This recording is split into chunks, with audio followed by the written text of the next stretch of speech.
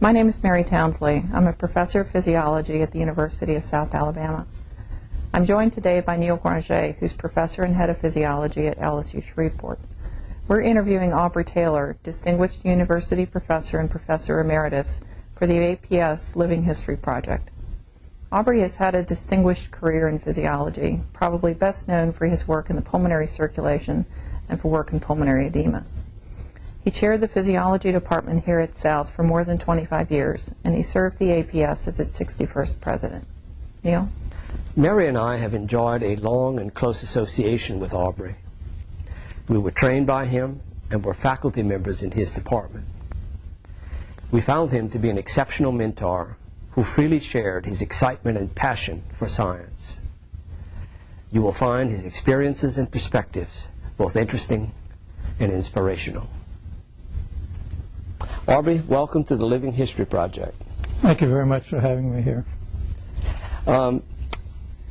We'd like to begin by having you discuss your early life in West Texas before you entered undergraduate school.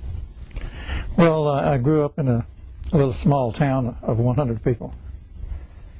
And the story I always tell about this little town is that my aunt and uncle moved into this little town, and they were both rounders, but I really adored them, you know, because they were just different than my families. And so we had a town saying, you know, this little town's name was Bryson, Texas. It said 100 people, 100. And so when they left, they were there about a month. I was down on their luck, I guess, and they took off. And so I got a paintbrush and went over and wiped out 100 and put 98. Now, in a little town like that, that got around so quickly. You know what I mean? And my dad, of course, got the blame for the whole thing with me doing that. My dad had a big voice. My dad, I don't know if you ever saw my dad. He was a big man. I mean, he was huge. And he said, "What in the world got into you, Aubrey?" And, of course, all these town people were there laughing, going on about me. Because they all knew what I did. They knew what I did. And they said, "Well, Mr. Taylor, you're going to have to furnish us with a new population sign. And I think it's going to cost you $35. You had to pay $35. So that's sort of the kind of place I grew up in a place that you knew everybody and they knew you. So you really couldn't get by with anything much, you know. And I didn't think I really did anything wrong. I said, well, you know, my uncle and aunt left, and we don't have 100 people, we just have 98. He said, well, I never would have thought of it that way. He told me it's an approximation. That's what he said. It's an approximation. I can hear him saying it now. You know, he had a head about that big. So it taught me a lesson not to always jump into something before you get a little bit of a feel of what it's about. But to me, that was a positive thing, I thought. And so it was a talk of the town for about a week or two, and it was gone, of course. But growing up there was very special because it was just right in the country, and everybody knew who you were. You know, you may not have known all the grown people that much, but most of the people knew who you were. You know, you could not get out of line. You had to toe the line, and they were remarkable good people, most of them. You know, down to earth people, worked hard for a living. But I simply adored going to school, too, at that time. Actually, my grandmother one time didn't teach me. She taught the grade ahead of me. Some teacher had left, and they didn't have a teacher. I think I was in the second grade, and it was third grade. Of course, she said you couldn't be in here with me anyway, you know. So it was that kind of town. This little town, everybody knew everybody. It really was 100 people, probably. Probably less than 100 people, probably. And I never really thought about doing much of anything else.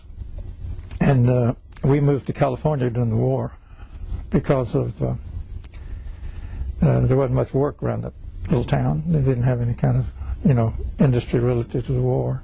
So they were all loaded up in the they called them Okies, and we weren't Okies. We were from Texas. We weren't from Oklahoma, but we were called Okies. And we went out to California, and they all got jobs working in defense plants. How long were you in California? Well, I was out there about the duration of the war. As soon as the war was over, we loaded up them trucks, and we went back to Texas, Oklahoma, and those areas. And we lived in the little town a couple more years, and then my father got a job at in Fort Worth, so we moved to Fort Worth. And we lived on the south side of Fort Worth, which was really a great place to grow up. They had baseball. I played a lot of baseball. And we all had teams. There were so many kids. You had a lot of teams, and fathers would take you and you play. So we played a lot of baseball. I loved to play baseball. And I didn't do much of anything, and then I started to college. I wouldn't go to class. It was too much fun going on in college to go to class, So I had a little bit of a problem. And so they called me in and said, Uncle Sam just wrote you a letter, big fella. I'd met Jane during this process, and we'd dated a few times. And I didn't know what they'll do with it, so I wanted to talk to Jane. I said, Jane, they're going to draft me. She said, why? And I said, well, I hadn't been going to school. And she said, why? And I said, I began to go to these rodeos, is what it was, and I'd spend more time around those rodeos than I would in college. If I actually was the, whatever you call it, the chairman of the rodeo team, So, well, the thing about rodeo stuff, I wanted to do it, but one thing is, to be a good cowboy, you need to be short and not tall. So you get hit a lot, you get whipped down and hit by bulls and things, and so I really wasn't very good at that. It was a challenge, and I kept trying. The last rodeo I went to, I knew the guy real well. And he said, "What are you going to do?" And I said, "Well, it was a college rodeo." And he said, "What are you going to do, Aubrey?" And I said, "Well, I'm leaving. I'm not going to do this anymore." I was still going to college, and I was going to college then, and I rode both my bull and the horse. And they had a saddle with it, And he said, and then I said, you can just have this saddle. And he said, why? And I said, because I'm not going to have any damn use for it the rest of my life. So did you earn a living as a rodeo rider? No. But the only way you could is to work for the people who were putting it on. I mean, I wasn't that good at it. I didn't want to do it, but I wasn't very good at it. I was too tall. So you get banged too easy. But I enjoyed the people more than anything else. I think I've always been a people person because of my family. We always had these big families, I mean, you're in a big family yourself, and you're always a people. You like to talk to people, see what they got to do, and they open up more to you, so a people person. Anyway, that came to a big bang, and I went into the service. And it was during the Korean War. Jane was pregnant with our oldest daughter, Audrey Jane, who still lives in Jackson. She's a school teacher. She's a fine girl. You may have met her. She really is a fine girl. She had her first birthday party, her first birthday in Germany. And so the German woman taught her how to say Ein Tage. I can hear her saying Ein Tage. So when we came back to the United States, by this time she was going to first grade. And so I get a call from the teacher saying, your daughter has a speech defect. I said, well, what is it about? She said, I want you to come up here and hear it. So I said, okay. And I said, well, what is it? She said, I hold up my finger like that, and she says, Ein. What in the hell is she talking about? I said, she learned how to say first birthday in Germany, it was Ein. She said, I don't believe it. I said, well, let's go get a book, and I'll tell you what it is. And she thinks one is Ein. So I think you can really see between different nationalities, you can get all kinds of communications have everything all screwed up. When it was just a little simple thing like a child having her first birthday. How long were you in Germany? We were there about a year and a half. We came back, and I really thought I'd stay in service because I was a medic, and we actually went to San Antonio when I was trained as a medic in San Antonio. We really enjoyed that because it was an easy part of the, soldiers weren't doing much learning how to take care of casualties and wars and just sick people in general. And so we really enjoyed being in San Antonio. So then after that, sort of trying to figure out what we did after that, I went back to work at Swift & Company after the war. A meat packing plant. Packing, and had a good job. It was a good job. But my seniority was such that, almost every part of the year, they would lay me off. And you go down and get paid by the state for your being laid off for a while. So this happened a couple of times. So I told Jane, I said, Jane, I don't know what to do about this, but I've still got, this is the last year I got my GI Bill. And I think I'm going to go back to college. So I did enroll back to college. And it was a wonderful place, and it had a lot of wonderful teachers that helped me. And I got a degree in math and in psychology with minors in biology and physics. So I was all just into mathematical things, and I'd always liked it, but I didn't think I could really do much with it, Did your service as a medic influence your interest when you returned to college? Oh yeah, yes it did, yes it did. In fact, the biology was that was it, and we talked about going to med school. But I'd like to do math so well that I wanted to go ahead and see if I could do a PhD and work in math and solving problems in the. So you got a degree in mathematics and psychology, yeah. And you decided to go into physiology. That's right. Why physiology and why Mississippi? Why did you select? Well, because the thing about it, Guyton wrote me a real nice letter, when I applied. He really did. He wrote it, and it was sort of folksy and everything. I said, "Come on down here, Aubrey." And I'm looking for students like you right now. It's got math and physics. And he said, I love math and physics myself when I was a student. Come on down. So we'd never been to Mississippi. I'd never been to Mississippi. And Jane had never been. We didn't know what the hell we was getting into.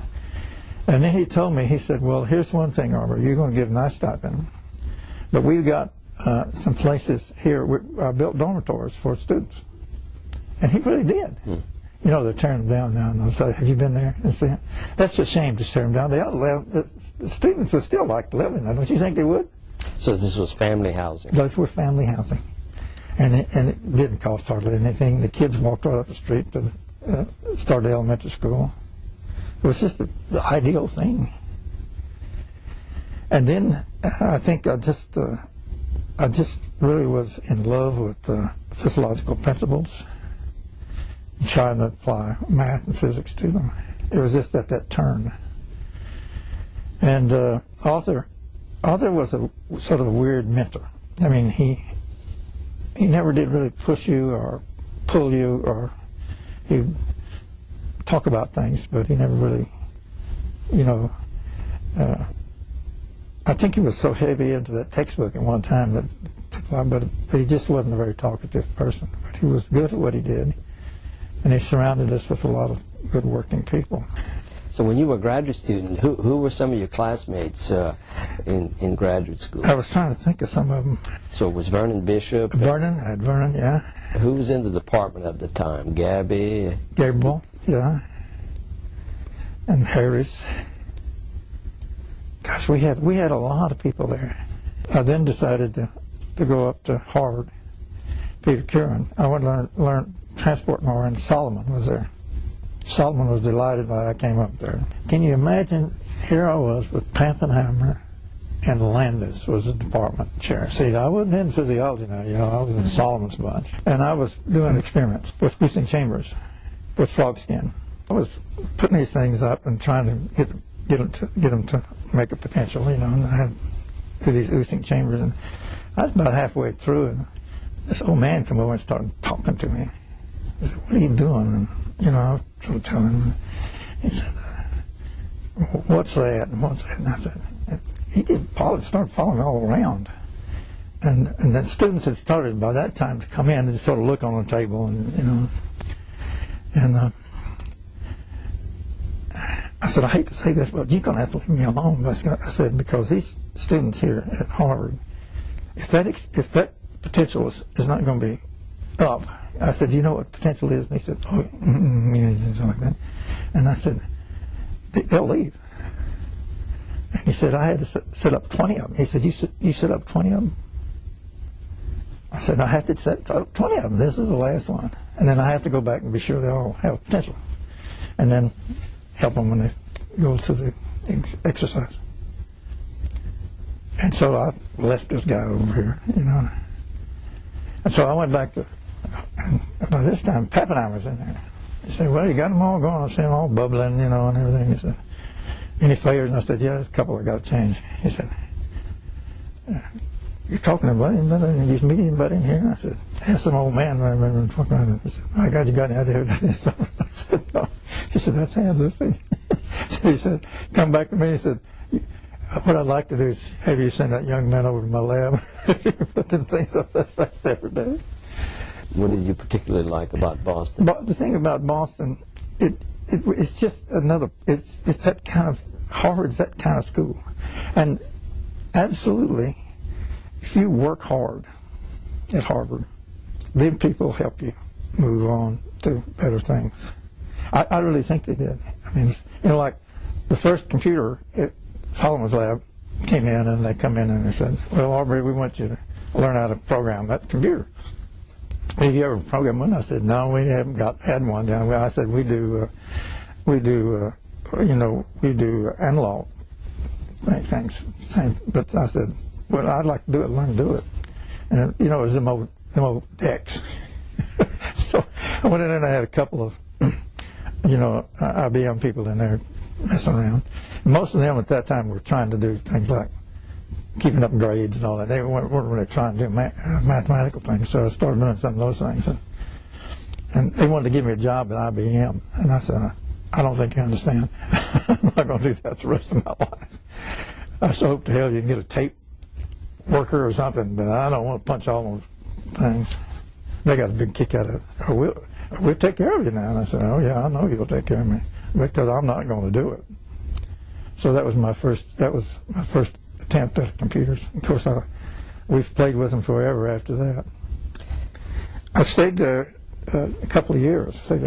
Working. And on the second year, Peter was going to take the chair at another medical school. At Yale? At Yale. So he said, "I'm going to take you with me. You know, you'll run the research." And so I was just elated about this. And then Solomon come in and said, "Well, Aubrey, hell, I'll give you. I'm going to raise you up now to, you know, not a middle professor. So I can't read it all the way, but I will. Then next year." So I was really amazed. You know, here at Harvard and Yale both going to give me a job. So I went home to Jane, and Jane said, "How was your day?" And I said, "Just damn fantastic." That's just what I said. She said, "Well, what's this so fantastic about?" And I said, "Well, first of all, I got an offer at Yale and one at Harvard today on faculty. And even Pappenheimer and Landis come over and saw me about it, want to know when you going to get to work here, Aubrey? Stay here, don't go up to Yale." And she said, "I don't want to go to Yale. I don't want to stay here at Harvard." And I didn't really know what, because Jane, she never really had interfered much with me going to school. She had to come along with all the kids and everybody, get it all put together. But, you know, I was just going to school. And I said, Jane, that's very few people in the world ever get an opportunity to work at Harvard or Yale. I said, why don't you want to do that? She said, well, Aubrey, we have 3 daughters. And if we stay here at Harvard, or we still go to Yale, they're going to marry boys all over the world, and we'll never see them again. If we go back to Mississippi, they probably will stay pretty close to the house. And I got to laughing about it. I said, I don't believe we're going to go back to Mississippi. So I called Arthur, and I said, well, Jane wants to come back. He said, fine, man, I'm going to set you up. What do you need? So we went back and stayed there a while. And I never had it really was good, because that's where we then really had a lot of people coming to begin their careers. So when Dr. Guyton recruited you back to Mississippi, what kind of seed package did he offer you to come back to, and assume a faculty position? He didn't really give me anything. I think he gave me I wasn't a full professor, but I was the one below it. Associate professor. Associate. And I went up full, I think, pretty quick after that. But actually, Guyton was a good mentor, because he didn't interfere. I think that's the best thing a mentor can do, is not interfere. When you see that somebody can do something, you let them do it, and then talk to them about what they've done, right? But don't go in and say, well, I wanted to do this, and wanted to do that, and wanted to do that. There's a lot of people, mentors are like that. They want to follow every step of. And even if you run it, hell, tomorrow's another experiment, another day. And so that's the way that was the learning for me, as you well know, with students. I mean, just because something went haywire, just tomorrow's another day, right? And heck with the day, we'll get beer, and tomorrow we'll come and we'll do it again until we get it right. And so, but he was, of course, he was, he was on crutches, and so he was a different kind of person. I mean, he wasn't really very personal. He was personal, but you had to go talk to him, or he had to come to see you about the personal things. But I think he was what we needed now, because when he finally looked at what you had done, he would comment on it in a very good way, a very productive way, and he could see what you'd done, and he could see where you could go with it. He was that kind of man. I mean, he was like that. And I don't think he really knew what to do with us when we all got going like we were going. Thank God the Grand J's were a big part of that. So while you were there, Dr. Guyton was involved in some major controversies with other scientists about issues like interstitial fluid pressure, and so how were you involved in that? Oh yeah, How were you involved? Well, it was interesting, because he talked about the subatmospheric pressure, and he put those little capsules in there. And of course, most people would say, well, if you put something in the tissues, you'll get things that really doesn't relate to tissues, because it's infectious and all this stuff. And so we just started putting capsules in every damn place we could find, really. And actually, you could put some in the lungs, and it had a lot of scar tissue on it, but you could still use it to get some samples from the tissues. And it wasn't too long ago, I was looking through Arthur's book, and I saw him discussing pulmonary edema. And I couldn't believe that. I never did pay any attention to what he had. He had this curve, no change in weight, increased left atrial pressure, and wet to dry weight ratio of the lung. And that just sort of awful looking. It wasn't really a pretty picture. And all at once it just did that. And he said that what's happening here, you were opposing pressure in the tissues that were close to the capillaries, and opposing the change. And this other was the spaces around in the alveoli, was where the first edema formed. And I didn't really know that then. And as much as I thought I knew about edema, because I just sort of weighted something and something. And he was absolutely correct. That's the way it forms. So I went back to the book and said, well, somebody asked me if I knew that, and I said, yeah, I knew that, but I didn't know it a long time ago. You know, I just thought it was pouring into the alveoli. And he said it was keeping all, it was still being able to oxygenate some of the blood and not have a lack of oxygen in the blood. It's sort of a safety factor, he called it. So he was smart as the dickens. I have to say that about him. And he was driven, too. He was driven. I think all of us were driven. You know, if you want to say the truth. I don't know. I don't think we were driven beyond means, but I think we were driven. So he gave us a good place to work. He never come and said you can't do a job. You can't do that. You know, he never come if you changed something, or if you changed what you were doing. He really didn't bother him much. Do you think the issue of interstitial fluid pressure, whether it be negative or positive, you think that's resolved? And is that a dead issue? I think it's a dead issue now. But still, some people don't believe in it because you can.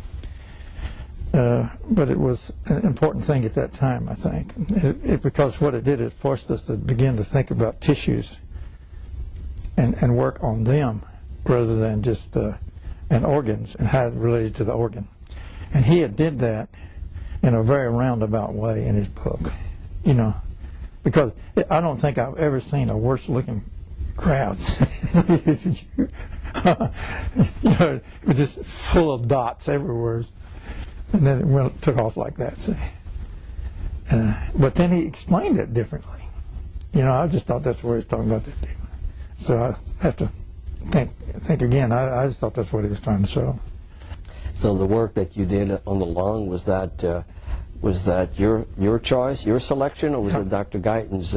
Well, he had done some work on the lung, you know, and I got interested in the lung because I just wanted to study transport, and I figured that'd be a good place to study transport. That's what got me mostly into the lung, because we even did some GI work too. You know, we did GI as well as that, but we were trying to get a handle on the transport. So he was involved in these controversies, but yeah. In some ways, so were you yeah. in the area of pulmonary edema. Yeah. Norman Staub comes to mind. Yeah, you and Norman would exchange ideas at meetings. But Norman, of course, used sheep, you know, and so he got the lymphatic out of the sheep. And I told him the first time, I said, well, you know, I was president of the country, and I've seen sheep have a dog bite, lay down, and die. So I don't know why in the hell you're using the sheep. That's what I told him. He said, where did you get that idea? I said, it's true. I said, you never have been around sheep except for once in your lab? I said, after you operate on them, aren't they sick? I said, I don't believe a damn thing you get, no, and I'm sorry. I said, I have seen them lay right down, and that had, and not move until they died. You couldn't force feed them. I wonder why is it that way. So I said, you know, the animal you have chosen is not a real kind of animal we ought to be able to study. I mean, human beings got a hell of a lot more get up and go than that. You know, whatever you're getting out of them sheep will probably not relate to anything. And he got all mad at me one time I did it, and he fussed at me. I said, I don't believe anything you got, if you can take it into the human thing. And after that, we were pretty good friends, but I mean, he challenged me on it. And that's what I told him. So you spent 10 years in Mississippi as a faculty member once you returned from Boston.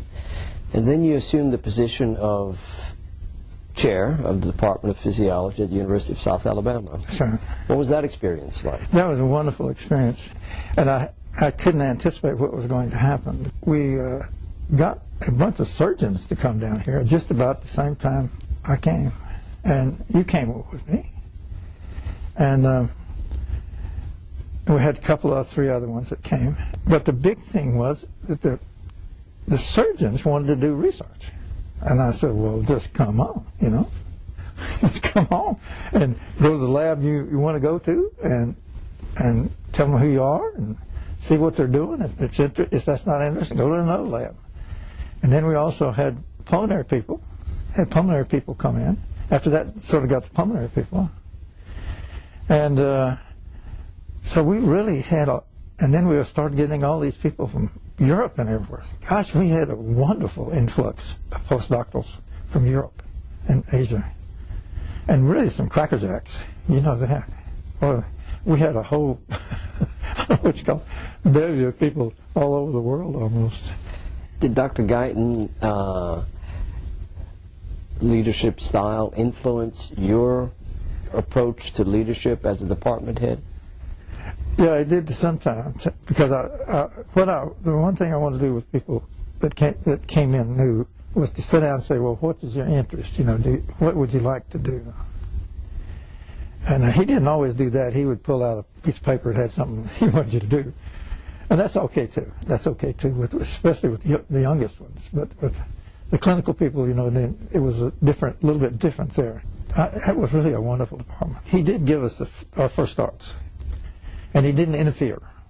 And I think that's the biggest two things you can have about a chair. Let them support you, but not interfere. And that's the worst kind of department you can be in, that they interfered with you every time you turn around. And I think that my business wasn't that way. I was sort of a cheerleader for everybody. And it was easy to be a cheerleader with people who were doing good stuff. You know, that's the way I looked at it. It's easy to criticize, but it's much more important to find people you can praise for what they've done and what they've done and the accomplishments. And look how many went out and got chairs and everything else. Also, presidents of the APS too. Well, let's talk about that. Yeah. During your tenure as chair of the Department of Physiology, you assumed a major leadership role, not only in the American Physiological Society, but the American Heart Association. Yes, sir. So, can you tell us about those experiences? You know, I don't think we had a young investigator that didn't have an American Heart grant. Do you? I mean, I think that was their first grant, and even the people from Europe would get them. You testified before Congress on behalf of the American Heart Association on the issue of smoking. Environmental smoking. What was that like? That really was a great honor, because usually you have to invent an artificial heart or something to get something like that from them. And they also paid for both me and Jane to go to the meeting at some time. So I'm still tender-hearted to the Heart Association. What was the experience like testifying before the United States Congress? It was interesting. Some of them was pretty nasty, but most of them weren't. They said, what you going to do about it? I said, well, I'm going to tell you what you ought to do about it. What's going to happen. Insurance companies are not going to insure people smoking. They're not going to insure people working in bars where they get all that smoke. And I used to go into those bars, and they were smoking. Now, I know what it's like in some of them. You might as well be smoking cigarettes all the time, or pipes or something else. And I said, maybe the only reason this is more helpful than a non-smoker, you know, is the fact that I was a smoker, and I admitted it. And I'm not going to smoke anymore. That's all I'm going to tell you people. And no one's going to smoke around me anymore, because I'll get up and leave before I let them smoke around them. And that's what you ought to do. I said, that's the simplest way to get to stop this. That was a thrill on that one. I never thought I would get it for that. You know, I just did it because I wanted to do it. I'm not going to smoke anymore, because I'd like to live to a ripe old age, and I think I probably have, because I didn't continue smoking. I'm fixing to turn 75. I didn't think anybody lived to be 75 years old. So you were elected, I think, to serve as the 61st president of the American Physiological Society. What was that experience like? That was an interesting one, because of having to try to figure out how you could help the Physiological Society relative to grant monies, relative to especially what I got into was to try to get more stipends for young people, for young scientists, you know, finishing their training, postdoctoral training. I was big on that, and they got a lot of them. We got a lot more than we'd ever had. While you were president of the American Physiological Society, you were also a department head, and you were funded by the NIH. How did you manage to keep all these things moving? Well, I had a lot of people that I trusted and worked with, and we all, like I said, most of the time the grant would be studied with postdoctorals that we had, you know, over, if somebody didn't want them in the department, then they could have them, and then I would get some more. So that's how we kept that going. And I had a wonderful grant that lasted a long time. So you talked a bit about your early childhood and growing up in Texas. When did you first become interested in science? Well, I think some of it came, I think, when we moved, the family moved during World War II to California. Mm-hmm.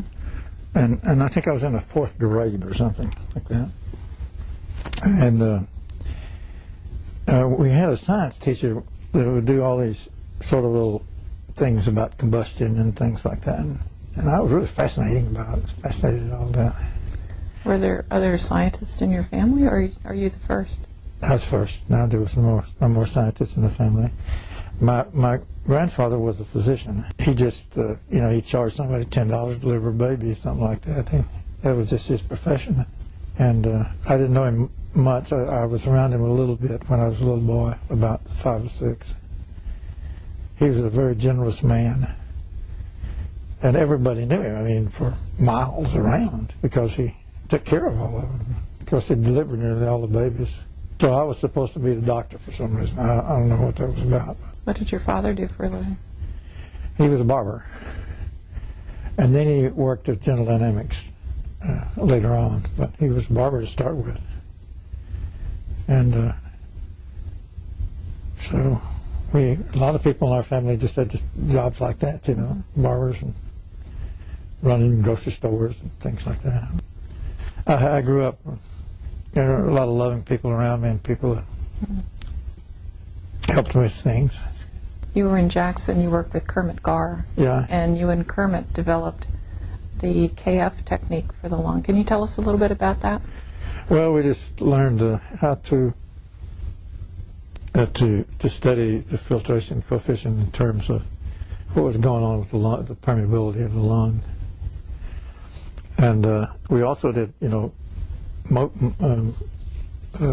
sodium movements and chloride and even some albumin movement in there to try to figure out what was going on and how you could change the disease to stop it. You talked about your experience at TCU and your interest in mathematics. Yeah. One of the things that seemed to continue from that whole interest in modeling and mathematics was that theory series that you developed. Yeah. With all the modeling. Yeah. What prompted that? I thought it was a way of moving forward with your experimental details. Because if you could sit down and try and come up with a model of some kind, what you did know, and then to add to that what you needed to know, or what would be new to give you new information about having a system work. Mm-hmm. And that's the way I sort of handled it. Mm-hmm. And Guyton just would do all things go up or go down or something like that, and you'd say, well, just going up or going down is, we got to get into that system right there and say how it really does work. And but the first step was the Guyton. We call them Guytoons. Did you ever call them Guytoons? Neil might not have, but I always call them Guytoons. Just straight lines with little X's all over them. But he knew it worked like that, and you had to really then test that system. Mm-hmm. And I really think Guyton's systemic approach was correct. I really think he was the first one to really take that approach. Of course, a lot of people modeled and did all kind of things, but he was just looking at the system as to how you could understand it. That was what we always looked at him, and he was good at it. He was damn good at it. When people wasn't good, he wasn't applying a lot of great mathematics to anything. Where later on we had all these wild equations and all that stuff. But he did it well, just with a pencil in a lab, and tried to explain. And like I said, the most interesting thing I think about Guyton, I don't know if I said anything about it, but I'd seen that curve of his 1,000 times in my life, I guess, at least. And I never realized how he had understood the system so well. Because he said that he thought the reason you didn't gain any weight as left atrial pressure went up is that around the capillaries, the blood pressure would go up and oppose it until you really tore up the tissues, and then it would take off. And I never really knew that. I mean, because I thought it was just, at the point at which it's going to go into the alveoli. But he said the reason it was so flat was that the pressure went up and it didn't filter anymore. And it absolutely was correct. It was absolutely correct. Somewhere I saw that in someone had written about it. That he was absolutely correct about that. That it wasn't filtering, and where it was still the oxygen was exchanging, so it was a safety factor. If you look at all the things hanging on your wall in your office, you accumulated a lot of memorabilia. Yeah. One of those things was a pie plate. Pie plate was. Was that Cliff Patlack? Patlack.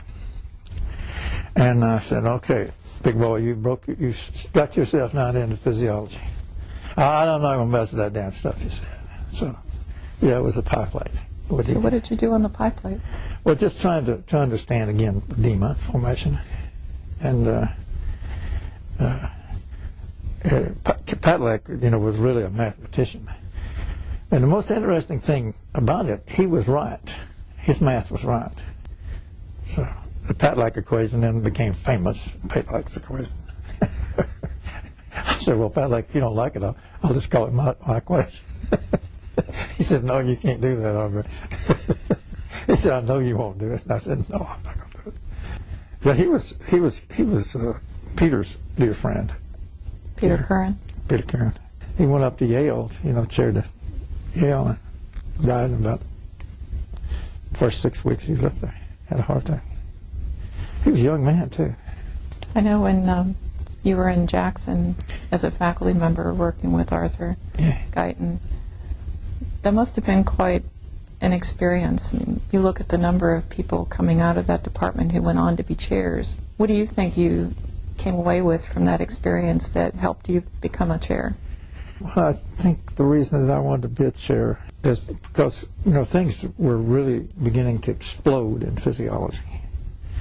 I mean, that I guess the other generation was getting older, and we were all young folks going to, meetings and learning the art. That I thought that physiology was a perfect place to apply some of the modeling and things like that. You could study it, and that's sort of what began to happen. And it actually, I guess, probably some of this physiology was some of the first place they used modeling. Rather than you'd think modeling light bulbs or something would be the thing to do, and they hadn't even got around to some of those things. The modeling itself was perpetuating a lot of research. And I thought it also was a way, too, to get a handle on what you didn't know. Once you put it all together, what is it we don't know that we need to know to make this be more realistic? And that's that's the reason I like the modeling. I think they thought we was all a bunch of crazy modelers. I had a good time. I enjoyed my life, but I enjoyed having people like you working with me and moving me along and moving yourselves along. I mean, I've had a great feeling about the people that I've worked with. A great feeling. And I'm not just saying that because you two are sitting here. You both have really shone. There's many more of them too, still shining. I just wonder what happened to some of the people in Europe. We don't get much out of them. Very seldom get a letter. I guess I ought to write letters more than I do. If you look at physiology as a science, do you think this is still an important thing for graduate students to study? Absolutely. More important now. Because the real details of it have not really been worked out. You know, even when you start thinking about hereditary factors, we've got all those things shaking around now. And some of them are wonderful things to have, and some of them are bad things. And again, you're going to have to approach those kind of things just the same way we did with pulmonary edema. You had to do the experiment, watch it happen, and try to figure out how the hell it's happening. And you can do it time after time, and to finally get some kind of feeling for what's happening. And the beauty now, I think, is there is so much available to do now that can be done, it can be used. But I'm sure there's grand things to do now, and new information to find, because you know, you go from the big box and all the little boxes, and now you got to get way down in the little boxes, and so it'll all work out. You know, instead of having one big box, you have a lot of little bitty boxes, and see how they interact with each other, and we'll understand the disease better. I think, you know, we've been lucky in the United States, I think, with the kind of research that we've had in curing a lot of diseases that kill a lot of people. But there'll always be something else around over the horizon that's going to pop up, whether we want it to or not. You know, AIDS, look at that. I mean, that's a horrible thing, you know. And there's going to be other ones too. And so there'll be things to study, I think, forever in the field of medicine. And you know what you do, you just put on that white coat and get in that damn laboratory and see if you can get some information. If you can't get information, you start calling around to people that know how to get some information and get started. That's what we all did. We weren't any different than anybody else. But we did have that initial spark of finding out something. And I think we were special people. In what way? To find out information that we didn't know, that you could give to the medical profession. That's a real good thing. You know, I mean, hell, we made a living doing it. I mean, I'm not saying we didn't, but I'm just saying, you know, we had the chance to really change medicine to another level. And I'm sure it's, with some of the diseases we're getting, it's going to happen again. They're going to control this thing. They're going to get it. It's just now more elusive, but it was no more elusive than why you had pulmonary edema. Back in my first looking at a picture of pulmonary edema, you know, it was just as elusive to me. I mean, I didn't know why they was having pulmonary edema. I've told Jane many times that I was blessed to have the people working around me and with me and for me that I don't know, I was rich. I was rich. And the other lucky thing that I did, and Neil can appreciate this, I think, was Jane not wanting to go to Harvard to live in Boston or New Haven, and to come back to Mississippi, where her daughters could marry Mississippi boys, stay around us, you know. And like I said, we have two here and one in Jackson, so it's absolutely true. And I think you have to have that other life too, and not just that. I mean, a life outside of science. You got to have some outside of science. You got to have that relaxation time, that time that gives you the love and charisma that people give to you outside of the scientific part. Because you have to work awful hard to win at science. We all know that. But you got to also have that wonderful luck that comes to you. You've certainly had a lot of luck and a lot of experiences in your life. Absolutely, pure luck. What would be a piece of advice that you would give to a young investigator in physiology these days? Not get disturbed when they don't get what they want to get. And then sit down and say, why did I get this? You know, why did this happen? Meaning experiments. An experiment. Why did this happen? I think if you really, like you people are, like both of you are, working in science is a gift. It's a gift. It's a gift of the gods. And, you know, I've heard people say, well, I don't know how you be interested. I said, I learn something new nearly every day. That's the difference with me. I think you have to want to learn things. Yeah, you got to want to learn, and throw out old things. I mean, because that's life. You know, you can't wear the same old boots all along. You know, the heels all be gone. You got to throw them boots away. Science saved me from disaster, is what it did. But I still love to read about science. I still love to see what people are still doing and doing well. And it makes me feel good to know I had a little bit of help pushing all along, of just being around you. So you still read science now? Oh, yeah. What do you read?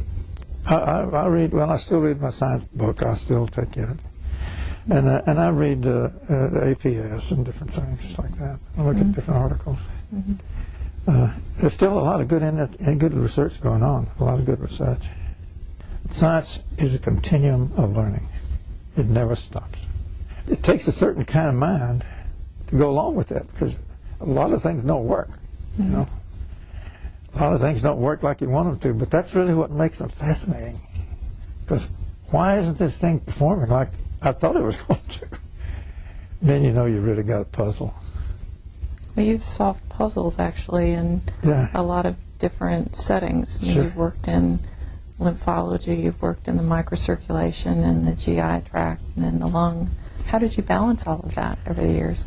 Well, actually I had good people working with me balancing it out, really easily, doing most of the work. Neil's done more GI work than probably most people in the United States. You've done enough lung work to go around.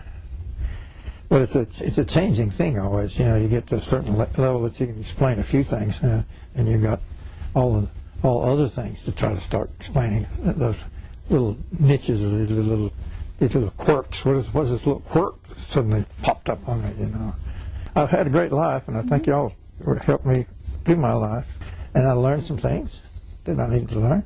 Yeah. And that's what science is all about. Science is a continuum of learning. It never stops.